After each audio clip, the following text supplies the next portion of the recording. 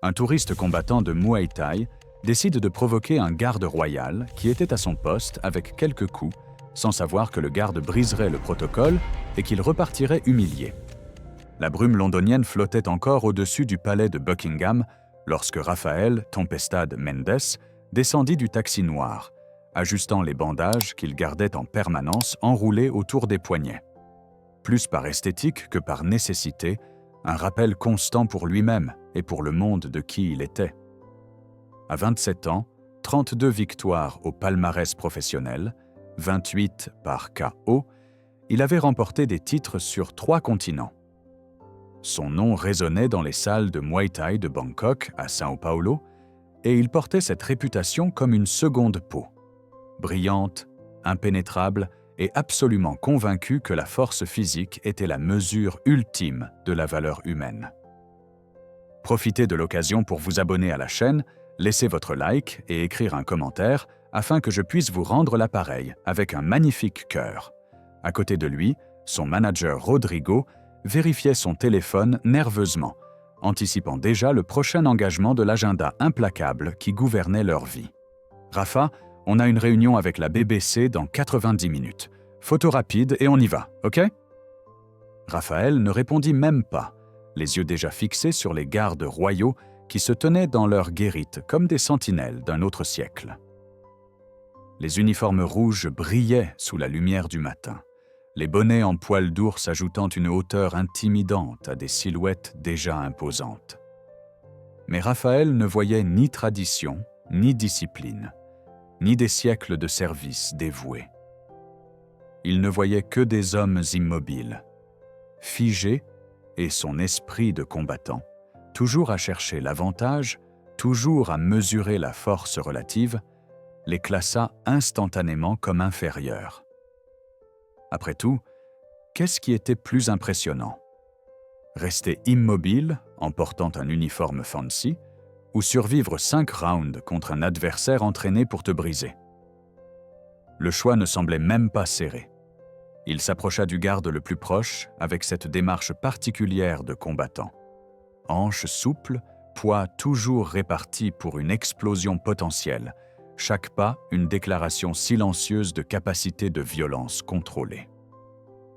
Le garde était un homme dans la quarantaine, posture militairement droite, yeux fixés sur un point au-delà des touristes qui commençaient à s'agglomérer. Son nom était James Crawford, vétéran de 19 ans de la garde de la reine, père de 2 enfants, et homme qui avait effectué 3 tours en Afghanistan avant de gagner le privilège de porter cet uniforme rouge que les touristes photographiaient sans comprendre le coût de chaque bouton doré. Raphaël s'arrêta à quelques mètres, commençant à s'étirer ostensiblement, rotation d'épaules exagérée, étirement de jambes montrant une flexibilité que des années d'entraînement brutal avaient forgée. Certains touristes comprirent l'intention avant même qu'elle ne se matérialise complètement et commencèrent à observer avec ce mélange d'anticipation inconfortable et de curiosité morbide qui caractérise les spectateurs d'accidents sur le point de se produire. « Hé, soldat !» dit Raphaël d'abord en portugais, sachant que la barrière linguistique n'importerait pas parce que le ton, ce ton de défi mal dissimulé, transcendait les langues.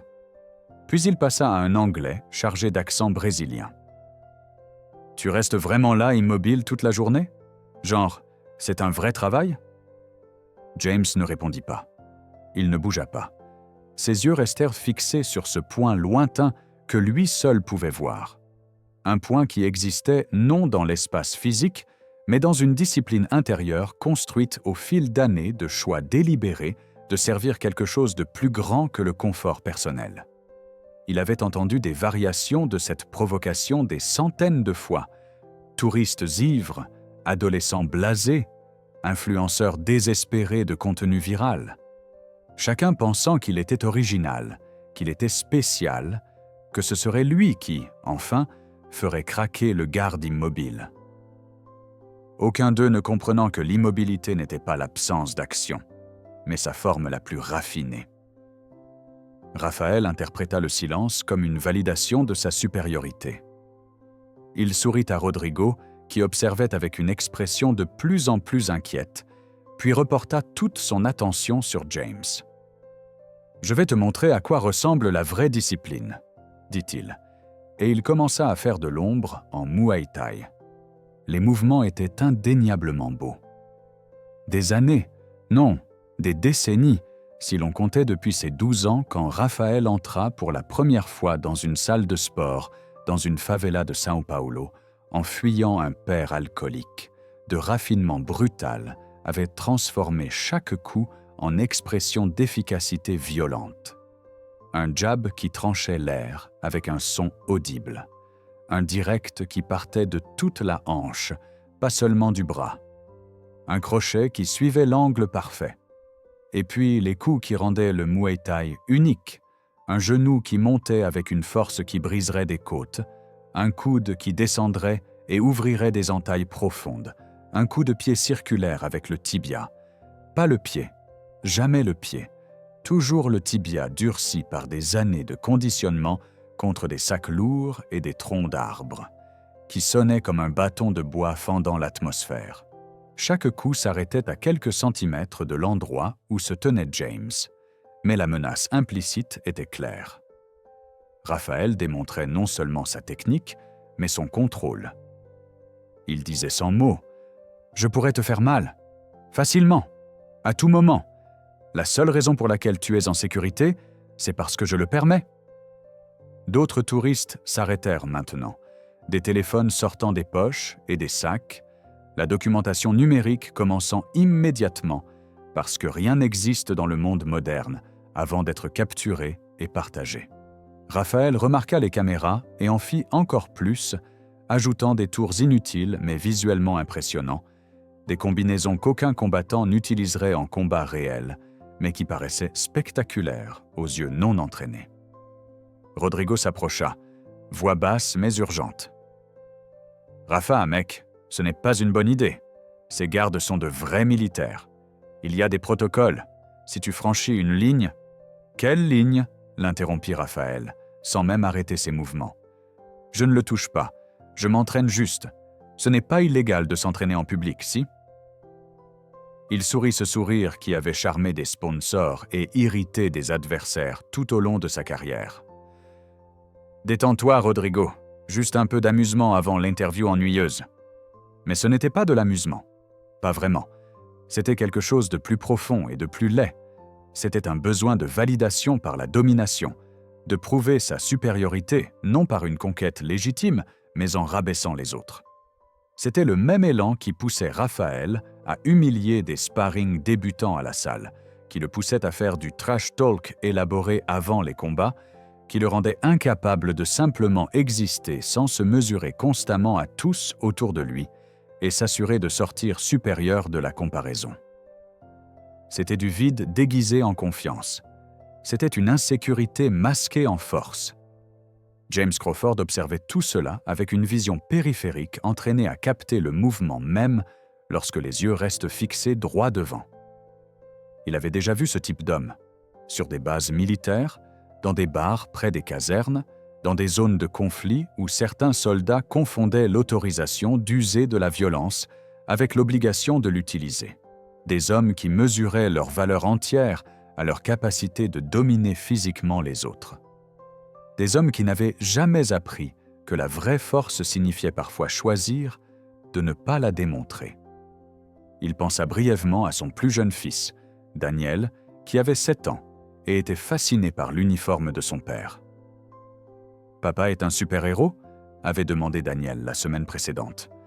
James s'était agenouillé pour être à la hauteur de son fils, avait regardé ses grands yeux sincères et avait dit « Pas un héros, mon fils, juste un serviteur. Les héros font des choses extraordinaires. Les serviteurs font des choses ordinaires avec une dévotion extraordinaire. Il y a une différence importante. » Daniel avait froncé les sourcils, réfléchissant. « Mais tu protèges la reine ?»« Oui. Et chaque personne qui passe ici. Et l'histoire que cet endroit représente. Et l'idée que certaines choses valent la peine d'être servies même quand personne ne regarde, même quand personne ne remercie. Même quand des gens essaient de te faire paraître petit. » James avait touché doucement le visage de son fils. « Souviens-toi de ça, Daniel. Quand quelqu'un essaie de te faire te sentir petit, c'est généralement parce qu'il se sent petit à l'intérieur. Les personnes vraiment grandes élèvent les autres. Elles n'ont pas besoin de les rabaisser. » À présent, debout là, tandis que le combattant brésilien performait autour de lui, James se rappelait ces mots. Et il ne ressentait pas de colère, mais une profonde tristesse pour un homme qui, de toute évidence, n'avait jamais appris cette leçon fondamentale. Raphaël devenait plus audacieux maintenant, ses coups s'approchant davantage, parfois passant si près qu'il déplaçait l'air qui frôlait l'uniforme de James. Un low kick qui s'arrêtait à quelques millimètres de la jambe. Un spinning elbow qui tournait dangereusement près de la tête. Un genou frontal qui montait et s'arrêtait à quelques centimètres de la poitrine. Chaque mouvement techniquement impressionnant et fondamentalement irrespectueux. « Allez, mec !» provoquait maintenant Raphaël, sa voix montant, alimentée par l'attention de la foule grandissante. « Réagis. Fais quelque chose, ou tu es vraiment juste un mannequin en uniforme fancy ?» Il se tourna vers les touristes qui filmaient. « Les gars, témoins, j'ai essayé de faire marcher le robot britannique, mais je crois que la batterie est morte. » Certains dans la foule rirent, d'autres semblaient mal à l'aise. Un couple de personnes âgées britanniques secoua la tête avec une désapprobation évidente et s'éloigna, la femme marmonnant quelque chose sur le manque de respect des étrangers. Une jeune japonaise baissa son téléphone, semblant sincèrement troublée par l'escalade de la situation. Mais Raphaël ne faisait attention à rien de tout cela. Il était perdu dans sa propre performance, dans l'adrénaline de l'attention, dans ce rush familier de dominer l'espace et d'exiger que tous autour reconnaissent sa présence, son importance, son pouvoir. C'était le même sentiment qu'il recherchait sur le ring, ce moment où l'adversaire se brisait non seulement physiquement, mais psychologiquement, où tu voyais dans ses yeux qu'il savait qu'il était vaincu. Il vivait pour ce moment. Il avait construit toute une identité dessus. Et maintenant, il voulait arracher ce moment à un homme qui ne pouvait pas riposter. C'est alors que James Crawford fit quelque chose qu'il ne faisait que dans des circonstances très spécifiques, quand la provocation franchissait des lignes de perturbation réelle de l'ordre public ou quand il évaluait qu'une intervention servirait un objectif éducatif plus grand. Gardant une posture absolument droite, sans bouger son corps d'un millimètre, il parla. Sa voix était basse, contrôlée, chaque mot articulé avec la précision d'un homme habitué à donner des ordres dans des environnements chaotiques. « Messieurs, je vais vous demander poliment de garder une distance appropriée du poste de garde. » La foule se figea dans un silence instantané. Raphaël se figea au milieu d'un coup de pied circulaire, pied encore suspendu dans l'air. C'était rare, très rare, que les gardes parlent. Quand ils parlaient, cela portait le poids de briser un protocole sacré, et tout le monde reconnaissait instinctivement la gravité. Raphaël reposa le pied lentement, une surprise authentique traversant son visage. « Tu parles ? Genre, tu es une vraie personne ?» Les yeux fixés droit devant, mais sa voix portait une autorité qui ne venait pas du volume, mais d'une conviction absolue. Et je vais vous demander une seconde fois de maintenir une distance respectueuse. Ceci est votre dernier avertissement. Cela aurait dû s'arrêter là. Toute personne dotée d'un minimum de sens de préservation personnelle ou de respect de l'autorité aurait reculé, marmonné des excuses, se serait éloigné. Mais Rafael Tempestad Mendes avait passé toute sa carrière à être récompensé pour ne pas reculer, pour ne jamais montrer de faiblesse, pour toujours pousser l'avantage. Et à cet instant, avec les caméras qui tournaient et l'ego gonflé par l'attention, son instinct de combat dépassa toute sagesse résiduelle. « Ou quoi ?» dit-il, faisant un pas délibéré plus près, envahissant complètement l'espace personnel de James maintenant. « Tu vas faire quoi, exactement ? M'arrêter avec ce fusil qui n'est probablement même pas chargé? Me mettre KO avec ce chapeau ridicule? Il rit, se tournant vers la foule. « Les gars, il me menace! Le mannequin de cire me menace !» Ce qui se passa dans les 3 secondes suivantes fut une démonstration de pourquoi la garde de la reine n'est pas une position cérémonielle, mais une force militaire d'élite.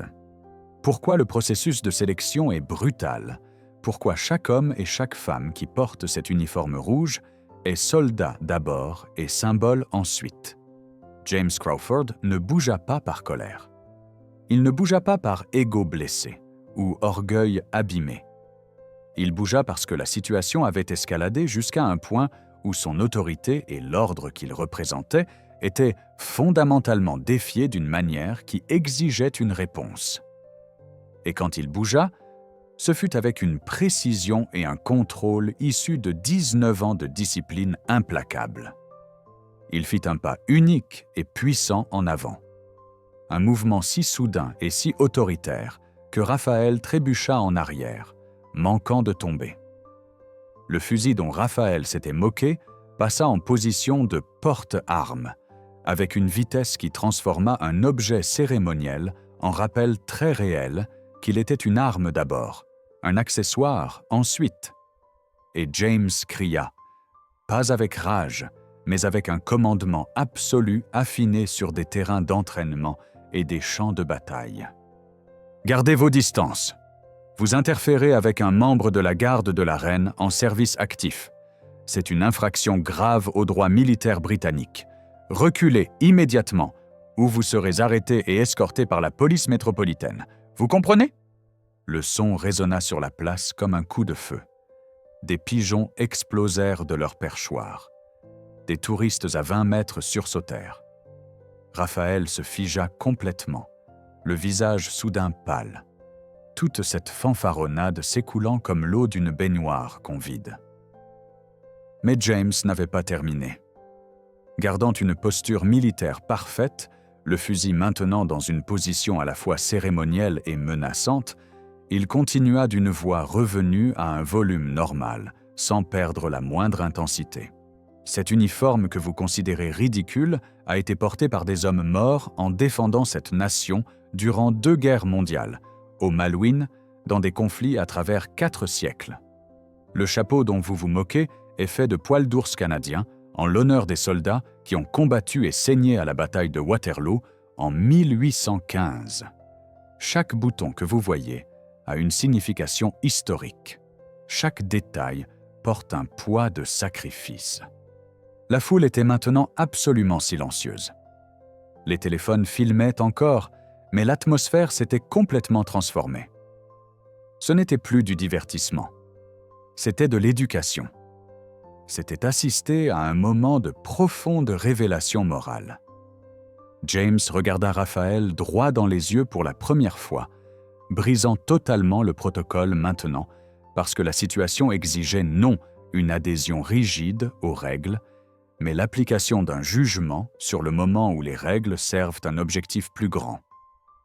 Vous êtes combattant. Cela se voit dans vos mouvements. Vous avez démontré une technique considérable. Des années d'entraînement, de la dévotion à votre art. Cela mérite du respect. Raphaël cligna des yeux, ne s'attendant pas à une reconnaissance.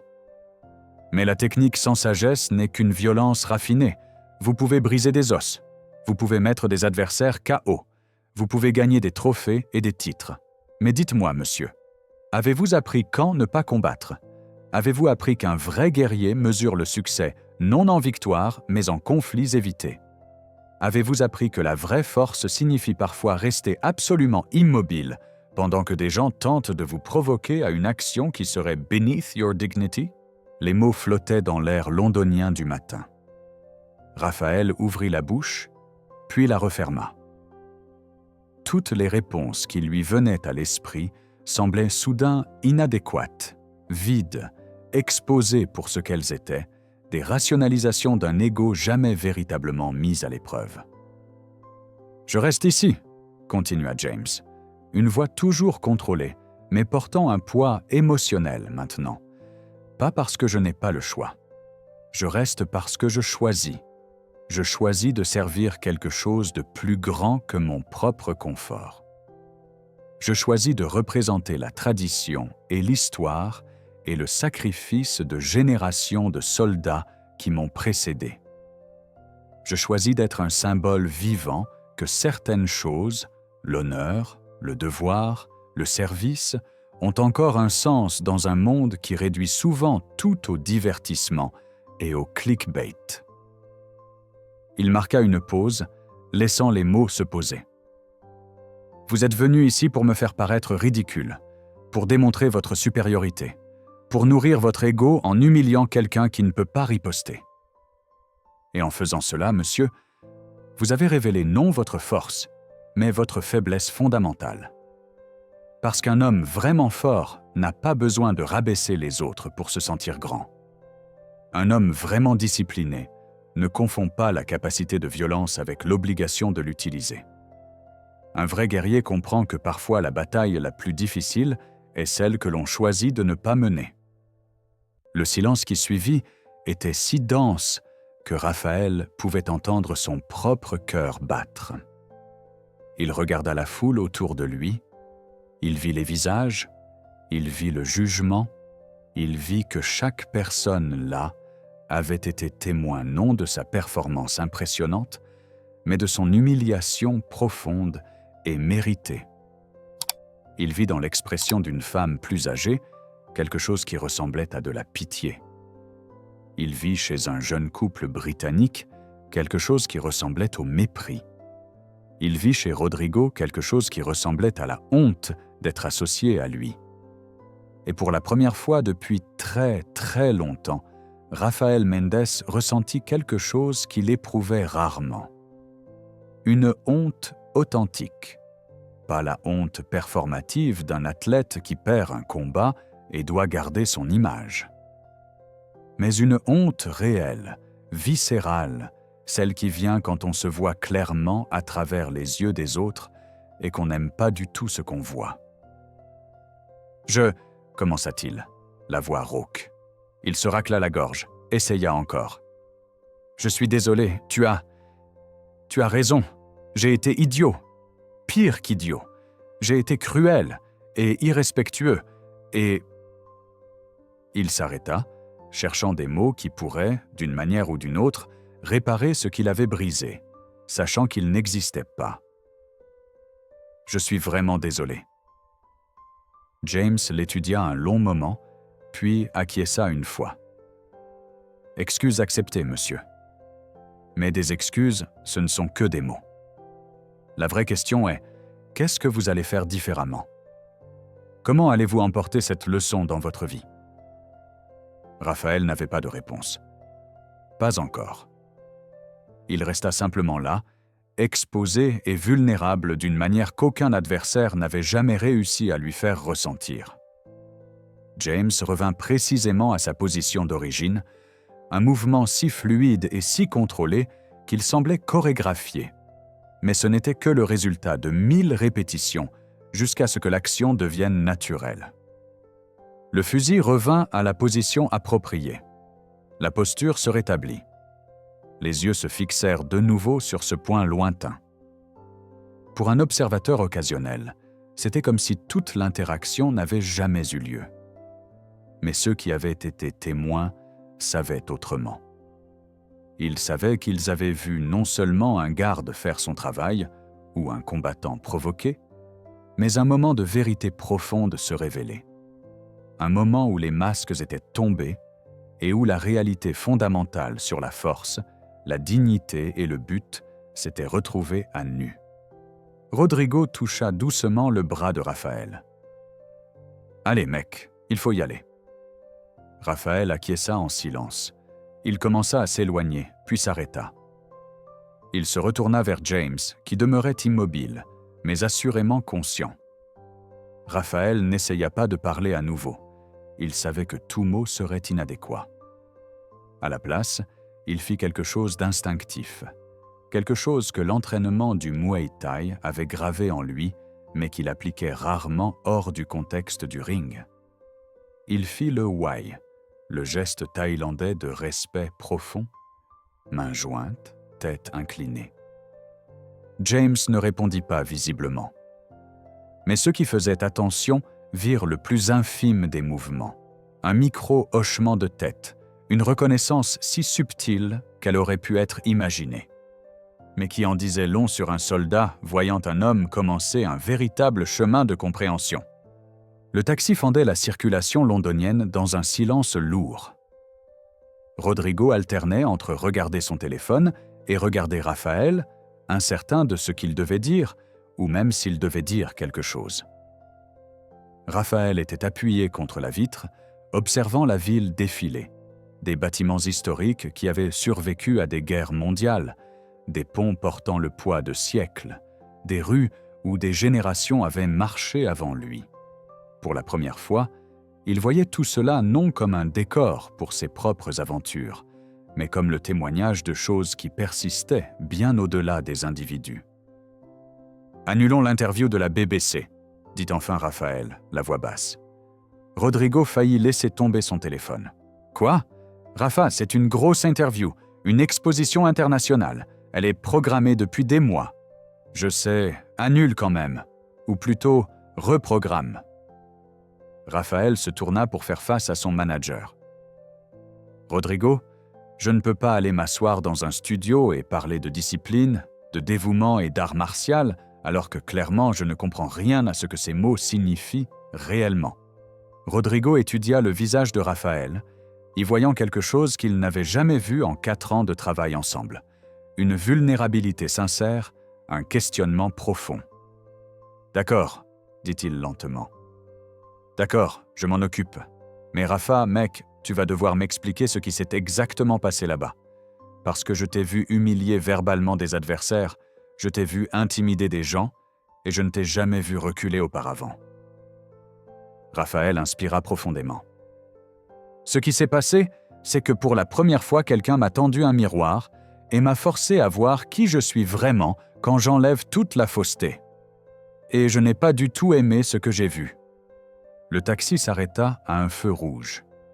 Un groupe d'élèves traversait le passage piéton, uniformes impeccables, l'enseignante les guidant avec patience.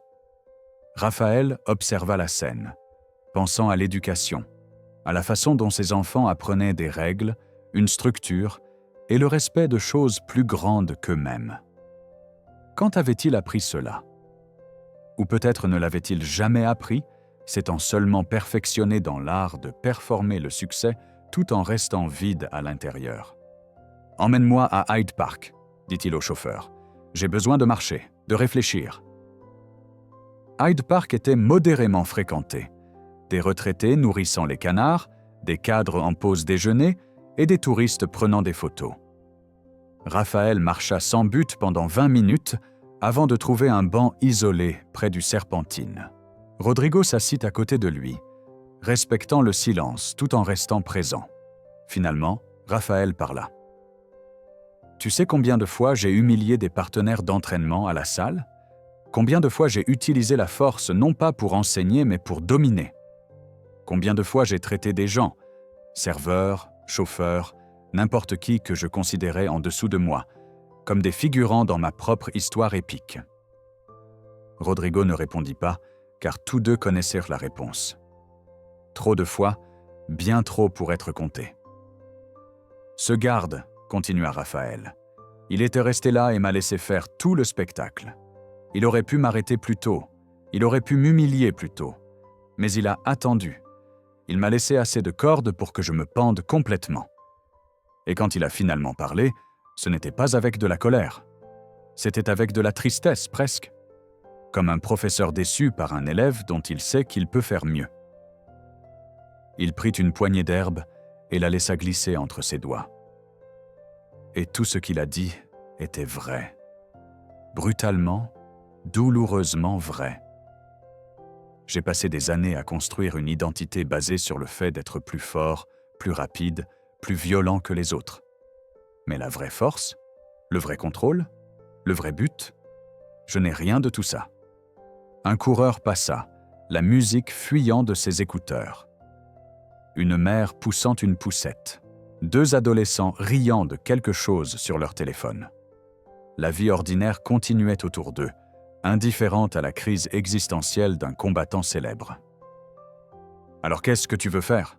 demanda Rodrigo. « Parce que je vais être honnête, Rafa. Je ne peux pas résoudre ça pour toi. C'est interne. C'est toi qui décides qui tu veux être. » Raphaël acquiesça lentement.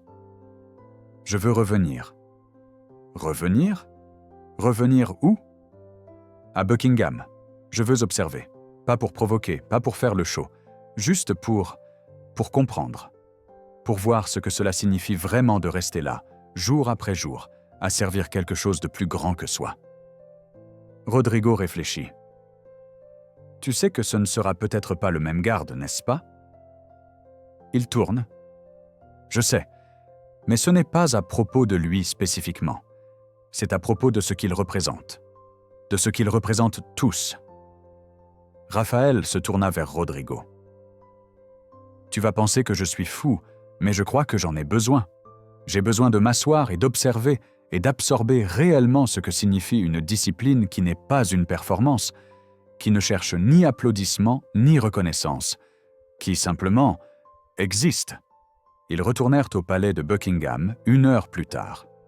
La relève avait changé. D'autres gardes étaient maintenant en poste, dont un jeune qui ne semblait pas avoir plus de 25 ans. Raphaël trouva une place contre la grille en fer à une distance respectueuse et resta là. Sans prendre de photos, sans faire le show, juste en observant. 15 minutes passèrent.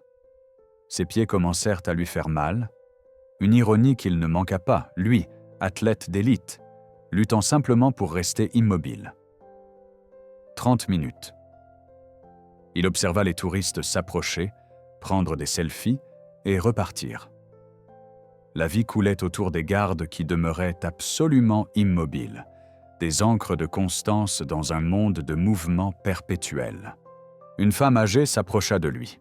Britannique, sans aucun doute, à son accent lorsqu'elle parla. « Vous êtes ici depuis un moment. La plupart des touristes restent 5 minutes et s'en vont. » Raphaël sourit tristement. « Je ne suis pas vraiment un touriste. Ou je ne sais pas ce que je suis.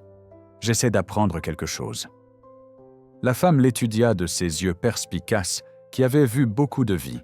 « Mon mari était garde royal. Il a servi pendant 22 ans avant de prendre sa retraite. Il est décédé il y a 3 ans. » « Je suis désolé, » dit Raphaël sincèrement. « Ne le soyez pas. Il a vécu une vie pleine de sens, une vie de but. » Elle regarda les gardes, quelque chose de mélancolique, mais aussi de fier dans son expression. Les gens regardent et voient des hommes en beaux uniformes qui restent immobiles. Ils ne voient pas les heures d'entraînement, les sacrifices, les choix quotidiens de placer le devoir au-dessus du confort. Mon Edward disait que la partie la plus difficile n'était pas l'inconfort physique, c'était de choisir chaque jour de servir quand personne ne le remarquait vraiment, quand il n'y avait pas d'applaudissements, quand la seule récompense était de savoir que l'on avait fait ce que l'on avait promis de faire.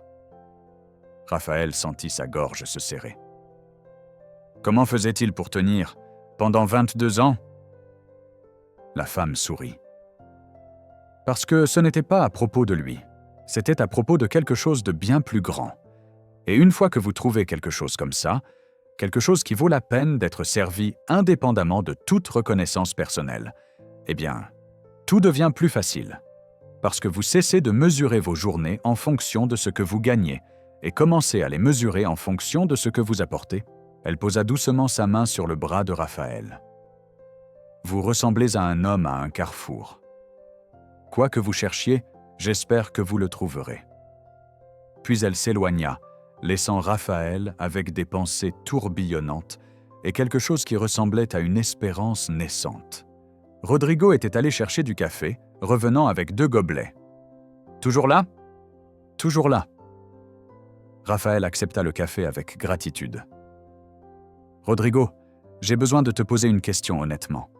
Et j'ai besoin que tu sois honnête en retour. »« Je le suis toujours. »« Non, tu ne l'es pas.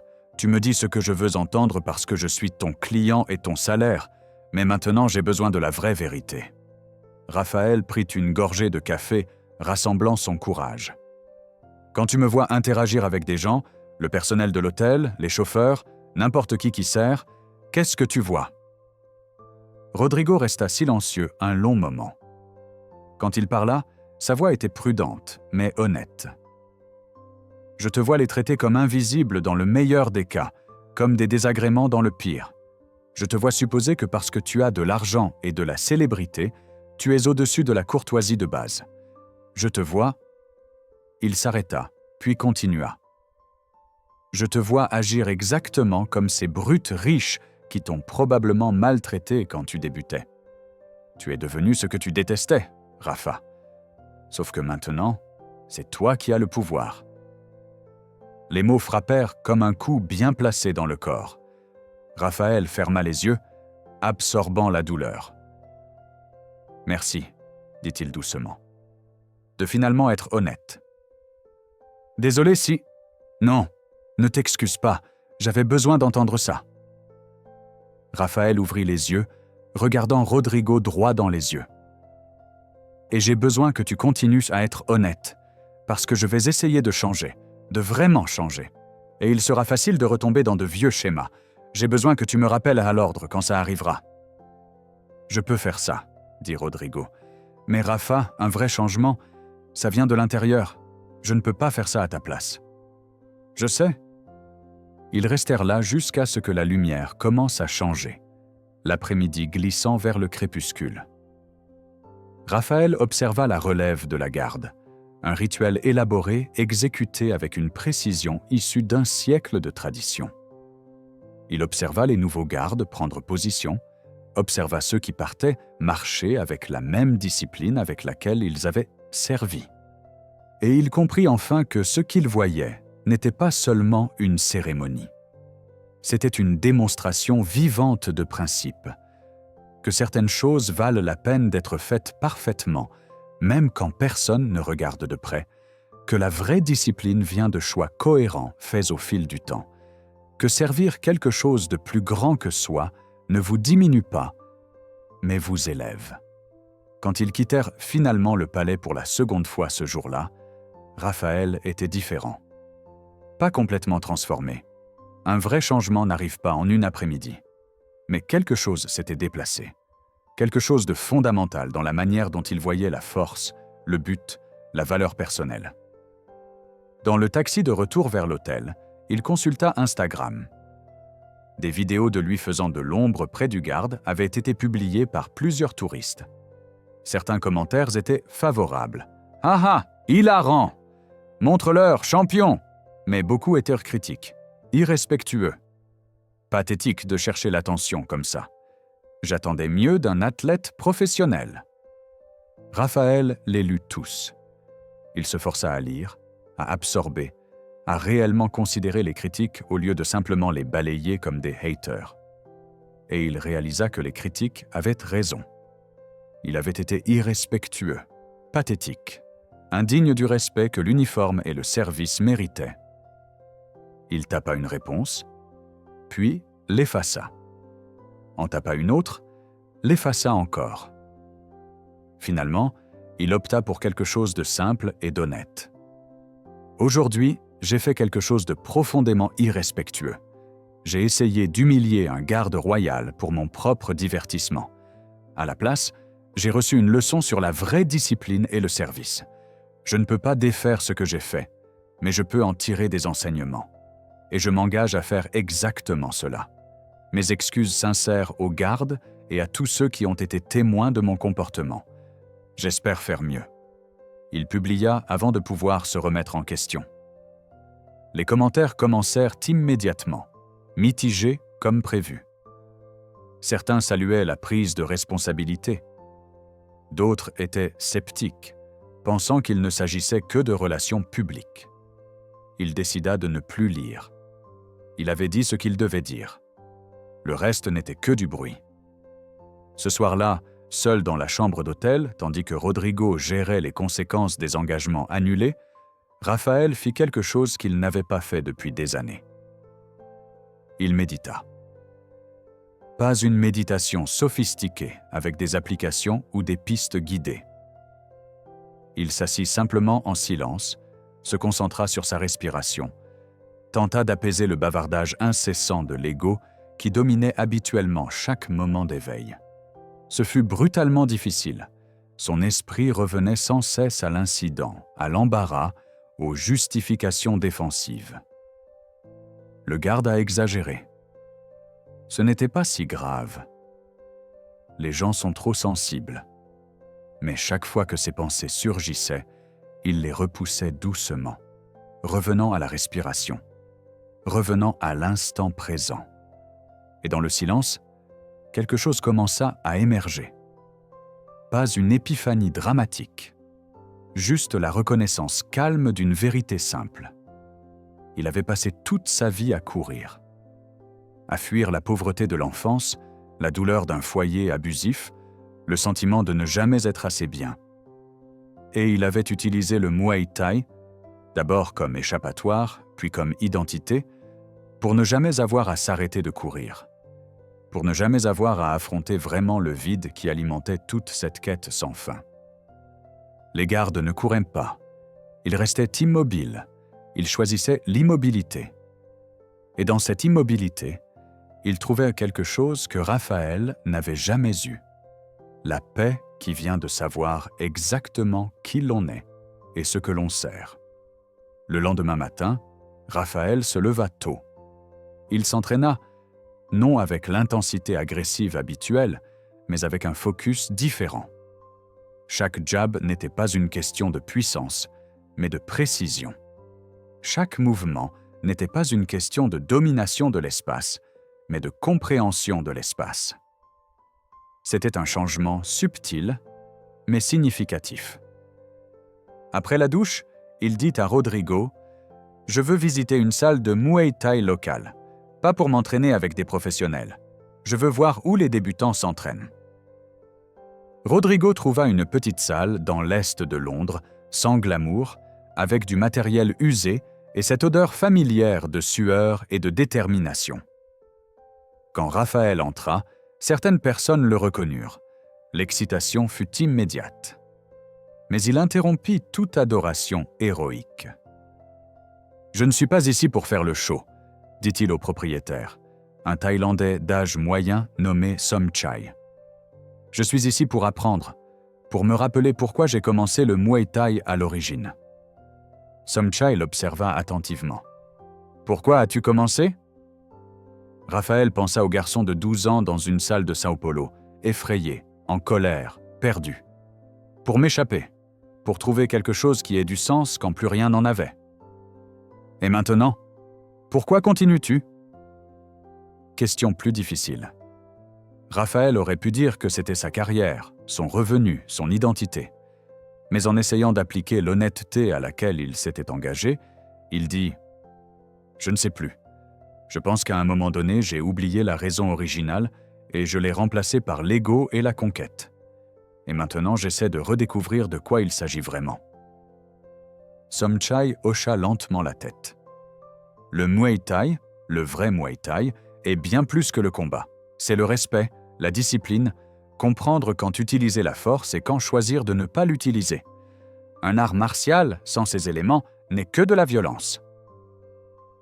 Un garde m'a dit quelque chose de similaire hier, dit Raphaël.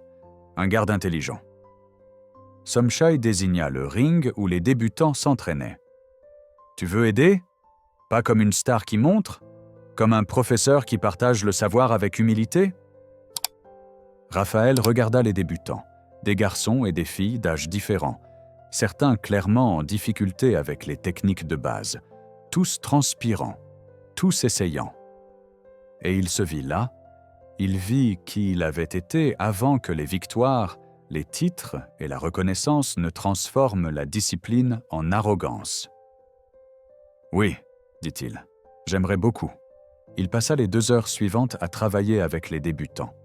Pas à montrer, pas à intimider, mais à enseigner véritablement. Corrigeant la posture avec douceur, démontrant la technique lentement pour qu'ils puissent suivre. Encourageant quand il se frustrait. Et il découvrit quelque chose de surprenant. C'était plus gratifiant que n'importe quel KO qu'il avait jamais obtenu. parce qu'il ne s'agissait pas de prouver sa supériorité. Il s'agissait d'aider les autres à grandir. Une fille de 15 ans nommée Maya avait du mal avec un coup de pied circulaire de base. Elle perdait sans cesse l'équilibre, se frustrant contre elle-même. Raphaël s'agenouilla à côté d'elle. « Hé, respire !» dit-il doucement. « Tu forces trop. Le Muay Thai n'est pas une question de force brute. C'est une question d'équilibre, de timing, de flux. Laisse-moi te montrer. » Il démontra lentement, décomposant le mouvement en étapes gérables.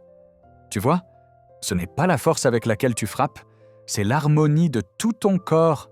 Les hanches tournent d'abord, puis la jambe suit, tu poses et tu récupères l'équilibre. » Maya essaya de nouveau, cette fois avec plus de succès. Son visage s'illumina. « Voilà !» Raphaël sourit. « Tu y arrives, continue à pratiquer. Ne te presse pas. La qualité avant la quantité, toujours. » Quand la séance se termina, Somchai s'approcha de lui. « Tu as été bon avec eux, patient, humble, différent de la façon dont tu combats dans les vidéos que je vois en ligne. » Raphaël y réfléchit. « J'essaie de me souvenir que le Muay Thai m'a beaucoup donné. Peut-être qu'il est temps de rendre. Pas seulement en performant sur des rings, mais en transmettant réellement. » C'est le bon état d'esprit. Somchai fit une pause, puis ajouta « Mon maître, l'homme qui m'a enseigné quand j'étais enfant en Thaïlande, disait toujours « Un combattant devient un maître non pas quand il gagne 1000 combats, mais quand il enseigne à 1000 élèves à combattre avec honneur. » Tu as de la compétence, Raphaël, mais la compétence sans sagesse est un gaspillage. Utilise le temps que tu as maintenant pour apprendre la seconde moitié de l'équation. Raphaël acquiesça, absorbant les paroles. Puis-je revenir ? Régulièrement ? Pas pour m'entraîner pour des combats. Pour aider ici. Les portes sont ouvertes, dit Somchai. Mais viens avec le bon état d'esprit. Viens pour servir, pas pour être servi. Dans les semaines qui suivirent, Raphaël établit une nouvelle routine. Le matin, il s'entraînait pour ses propres combats, car il avait encore une carrière, encore des engagements. Les après-midi, il passait à la salle de Somchai, travaillant avec les débutants. Et le soir, il étudiait, non des techniques de combat, mais la philosophie des arts martiaux. Il lisait sur le Bushido, sur la voie du guerrier qui mettait l'honneur au-dessus de la victoire. Il lisait sur l'éthique du combat, sur la responsabilité qui accompagne la capacité de causer des dommages. Et lentement, très lentement, quelque chose changea. Pas extérieurement, il gagnait toujours des combats, avait toujours des sponsors, était toujours Raphaël Tempestad Mendes en public. Mais intérieurement, les fondations se reconstruisaient, plus sur l'ego et la validation, mais sur le but et le service. Rodrigo remarqua le changement. « Tu sais que les sponsors posent des questions sur l'incident à Buckingham, dit-il un après-midi. Ils veulent savoir si tu vas devenir soft, si tu vas perdre ton edge. » Raphaël y réfléchit. « Dis-leur que je me battrai plus dur que jamais, mais pour les bonnes raisons, pas pour humilier des adversaires, pour honorer l'art, pour montrer que la vraie discipline est plus impressionnante que la brutalité. Je ne sais pas s'ils comprendront. Alors peut-être qu'ils ne sont pas les bons sponsors pour moi. » Raphaël regarda Rodrigo. « Je suis prêt à perdre quelques contrats si cela signifie garder mon intégrité. L'argent va et vient. Mais qui tu es ? Qui tu es vraiment quand personne ne regarde ? Ça reste. » Son combat suivant eut lieu 1 mois plus tard, à Cardiff. L'adversaire était un combattant gallois connu pour son trash talk brutal et son style agressif. Lors de la conférence de presse d'avant-combat, il tenta de provoquer Raphaël, le qualifiant de Brésilien arrogant qui se croit meilleur que tout le monde. L'ancien Raphaël aurait répondu par des insultes pires. Il aurait envenimé la situation, transformé cela en spectacle.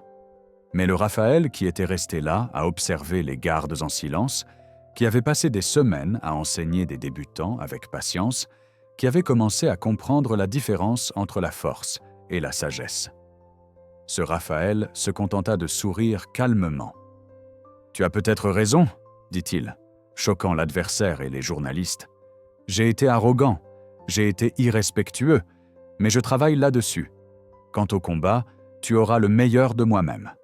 Pas parce que je te déteste, mais parce que tu mérites un adversaire qui te prend au sérieux. On se voit sur le ring ?»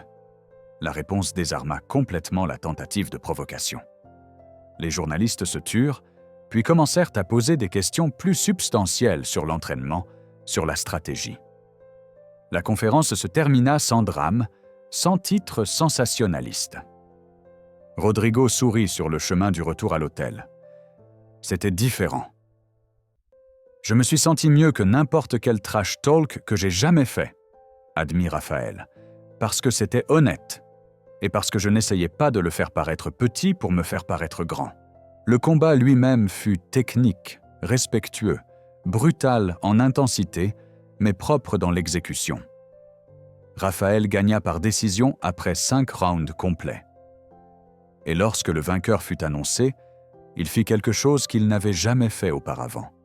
Il marcha vers le coin de son adversaire, l'enlaça et dit « Tu as combattu avec honneur. Merci de m'avoir défié. » L'adversaire, encore en train d'assimiler la défaite, le regarda avec surprise, puis avec respect. « Toi aussi, mec, toi aussi. » Lors de l'interview d'après-combat, lorsqu'on l'interrogea sur la victoire, Raphaël ne parla pas de sa propre habileté. Il parla de discipline, de respect mutuel entre combattants, du privilège de pouvoir vivre de ce qu'il aimait. Et puis, sans mentionner directement l'incident de Buckingham, il dit quelque chose qui fit sourire Rodrigo. « J'ai appris récemment que la vraie force n'est pas de dominer les autres, c'est de se contrôler soi-même, de savoir quand utiliser le pouvoir et quand choisir de ne pas l'utiliser. De servir quelque chose de plus grand que son propre ego. Chaque combat est maintenant une occasion de montrer cela, pas seulement pour gagner, mais pour honorer l'art qui m'a tant donné. » Le clip devint viral, non parce qu'il était controversé, mais parce qu'il résonnait. Des gens fatigués du trash talk, de l'arrogance performative, répondaient à ce message d'humilité et de sens. Raphaël gagna de nouveaux fans, pas seulement ceux qui voulaient en voir des chaos brutaux, mais ceux qui appréciaient une philosophie plus profonde. 3 mois après l'incident de Buckingham, Raphaël reçut une lettre, une enveloppe simple avec une adresse d'expéditeur à Londres. Il l'ouvrit avec curiosité et y trouva une note manuscrite. « Seigneur Mendes, je suis James Crawford, le garde avec qui vous avez eu une interaction à Buckingham Palace. J'espère que cette lettre vous trouve bien. J'ai vu vos interviews récentes. J'ai entendu parler de votre travail avec de jeunes combattants. J'ai lu à propos du changement dans votre approche. Je n'écris pas pour vous féliciter, mais pour dire que la transformation authentique est rare et mérite une reconnaissance discrète. Vous m'avez demandé, ce jour-là, comment je maintenais la discipline. La vraie question aurait dû être « Pourquoi je choisis de la maintenir ?» Et la réponse est que je crois que certaines choses valent la peine d'être servies. L'histoire, la tradition, l'idéal que nous pouvons être plus que nos impulsions. Il semble que vous ayez trouvé votre propre version de cela, votre propre chose à servir. C'est tout ce que l'on peut attendre, trouver un but qui transcende l'ego. Si un jour vous êtes de nouveau à Londres, n'hésitez pas à passer. Pas comme un touriste, mais comme un homme sur un chemin qui ne se termine jamais vraiment. Le chemin pour devenir celui que vous pouvez être. Avec respect, James Crawford. Raphaël lut la lettre 3 fois, sentant quelque chose de chaud se répandre dans sa poitrine. Pas de l'orgueil. Il apprenait la distinction entre l'orgueil et la satisfaction. Mais quelque chose qui ressemblait à la validation que le chemin qu'il suivait, aussi difficile soit-il, était le bon. Il la montra à Rodrigo, qui la lut et acquiesça. « Tu vas répondre ?»« Oui, mais pas tout de suite. Je vais attendre d'avoir quelque chose de vraiment authentique à partager. Le prochain vrai jalon du chemin. » « Et quel est le prochain jalon ?» Raphaël y réfléchit. Ouvrir ma propre salle. Pas pour produire des champions. Il y a déjà suffisamment de salles qui font ça. Mais pour enseigner le Muay Thai comme il devrait être enseigné. Avec de la philosophie, de l'éthique, avec la compréhension que nous formons d'abord des personnes, ensuite des combattants. Cela va coûter cher, et ce ne sera peut-être pas rentable. Je le sais, mais l'argent n'est pas le but. L'impact l'est. Si je peux empêcher un garçon de 12 ans de grandir avec la même arrogance vide que celle que j'avais, si je peux leur montrer que la force doit servir quelque chose de plus grand que l'ego, cela vaut plus que n'importe quelle bourse de combat. Rodrigo sourit. Tu as changé, mec. Tu as vraiment changé. J'essaie. Chaque jour. Je n'y arrive pas toujours. Il y a encore des moments où l'ancien ego essaie de revenir. Mais au moins maintenant, je le reconnais quand cela arrive. Et je fais un choix différent. 6 mois après ce matin, à Buckingham Palace, Raphaël ouvrit Academia Tempestad. Mais elle ne portait pas le nom de son surnom de combat. Elle portait le nom d'un concept que Somchai avait expliqué. La tempête finit toujours par passer, mais la terre qu'elle arrose apprend et grandit. La salle enseignait le Muay Thai? Oui, mais elle enseignait aussi la philosophie, l'éthique et le respect.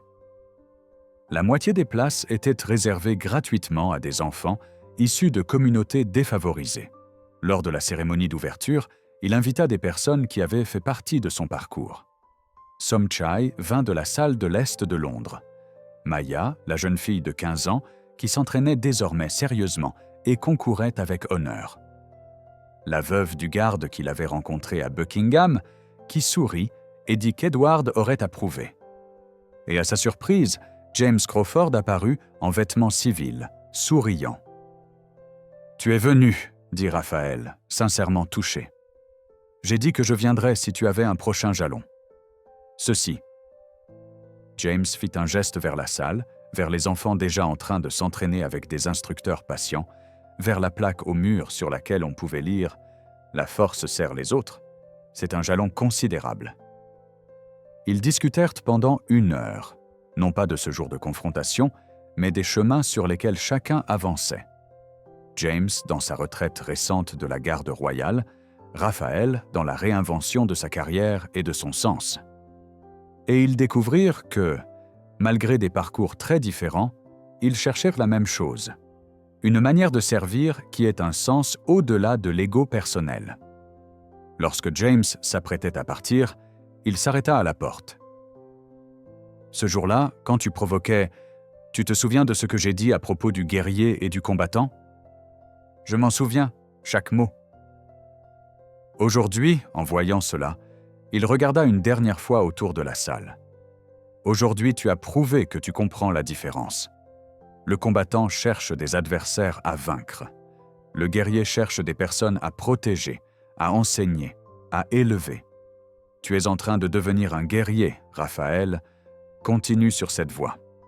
Après le départ de tout le monde et le retour du silence dans la salle, Raphaël resta seul au centre du ring. Il ne faisait pas de shadowboxing, ne s'entraînait pas. Il restait simplement là, dans une immobilité qu'il aurait autrefois tournée en dérision, mais qu'il reconnaissait désormais comme une forme de force en soi. Il pensa à son parcours. Du garçon effrayé dans une favela de Sao Paulo, au combattant arrogant cherchant la validation à travers la violence, à l'homme humilié par un garde qui lui avait appris que la vraie force signifie parfois choisir de ne pas bouger. Il pensa à toutes les personnes qui avaient touché sa vie, façonné sa compréhension, forcé à affronter des vérités inconfortables. Mais surtout, il pensa à l'avenir. Aux enfants qui s'entraîneraient ici, qui apprendraient non seulement à frapper et à donner des coups de pied, mais aussi à respecter, à servir, à utiliser la force avec sagesse. À un héritage qui ne serait pas mesuré en titres remportés, mais en vies impactées. Et dans ce calme, dans cette immobilité choisie, Raphaël Tempestad Mendes trouva enfin ce qu'il cherchait depuis l'âge de 12 ans, depuis la première fois où il avait enfilé des gants. Une paix qui ne venait pas de la domination des autres, mais du fait de servir quelque chose de plus grand que soi. La question n'était plus de savoir combien de combats il pourrait gagner. La question était combien de vies pourrait-il toucher? Combien de personnes pourrait-il aider à éviter les mêmes erreurs qu'il avait commises? Combien de bien pourrait-il faire avec la force qu'il avait cultivée toute sa vie? Et tandis que le soleil de Londres se couchait à travers les fenêtres de la salle, projetant de longues ombres sur le ring vide, Raphaël sourit. Car enfin, il avait la réponse. La réponse était ici. Elle était dans le service. Elle était dans l'enseignement. Elle était dans le fait de devenir le type d'homme que le garde en uniforme rouge avait toujours été.